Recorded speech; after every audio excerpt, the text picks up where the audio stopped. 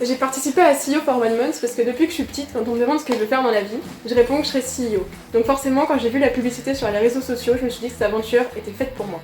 J'ai rejoint l'aventure CEO for One Month en 2020, parce que ça faisait un moment que j'y pensais. Et avec le contexte de crise sanitaire, je trouvais que c'était une parfaite occasion comme ça d'aller chercher cet accélérateur de carrière que peut être l'aventure CEO for One Month. Alors, en toute honnêteté, je me souviens plus exactement pourquoi j'avais candidaté à CEO for One Month, c'était quand même il y a 4 ans bientôt.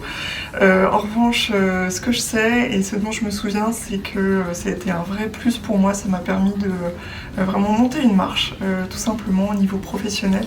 Et ça, c'est quelque chose que je regrette absolument pas et que je referai absolument.